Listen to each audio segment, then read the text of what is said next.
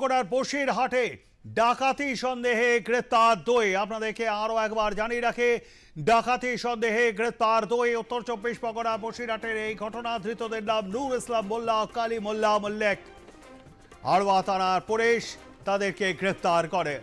ধৃত নূর ইসলাম মোল্লা ও কালী মোল্লা মল্লিক, হাড়োয়া থানার পুলিশ তাদেরকে গ্রেপ্তার করেছে। উত্তর 24 পরগনার বসিরহাটের এই ঘটনা। ডাকাতের উদ্দেশ্যে তারা এসেছিল এবং ডাকাত সন্দেহে তাদেরকে গ্রেপ্তার এই দুই যুবককে গ্রেপ্তার করলো হাড়োয়া থানার পুলিশ।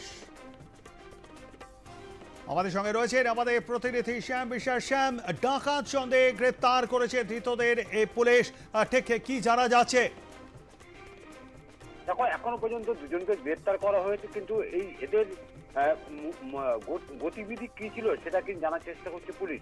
যে হাড়োয়া থানার কুলটি গ্রাম পঞ্চায়েতের এই রাধানগর এলাকা থেকে গতকাল রাতে এই নূর ইসলাম মোল্লা এবং ঘোষপুর এলাকা থেকে এই কালী মোল্লা, এই দুজনকে গ্রেপ্তার করে। অর্থাৎ তাদেরকে অবাঞ্ছিতভাবে ঘোরাফেরা করার জন্য পুলিশের সন্দেহ হয়।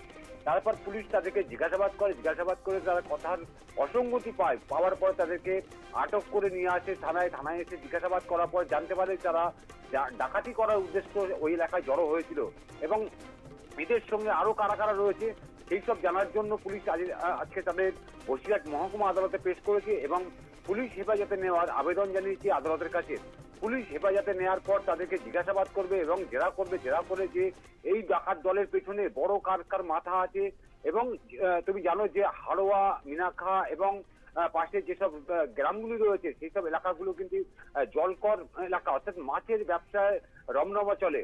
অর্থাৎ ওই এলাকায় বেশিরভাগ ডাকাতের বসবাস হয় এবং সেখানে ঘাঁটি গাড়ে। সেই উদ্দেশ্যে কি ডাকাতি করার উদ্দেশ্যে তারা কি ওইখানে জড়ো হয়েছিল এবং এদের কাছে কি কি আগ্নেয়াস্ত্র ছিল, সেগুলো কার কাছে ছিল, সে কোথা থেকে কিভাবে কোথা থেকে চলে গেছে, সমস্ত বিষয়টি কিন্তু জানতে পারবে তাদেরকে জেরা করার পর।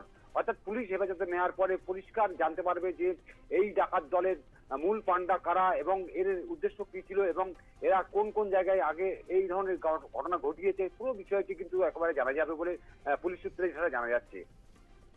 ধন্যবাদ আমাদের সঙ্গে থাকবার জন্য শ্যাম। কথা বলছিলাম আমাদের প্রতিনিধি শ্যাম বিশ্বাসের সঙ্গে এবং তার থেকেই আপনারা বিস্তারিত শুনলেন।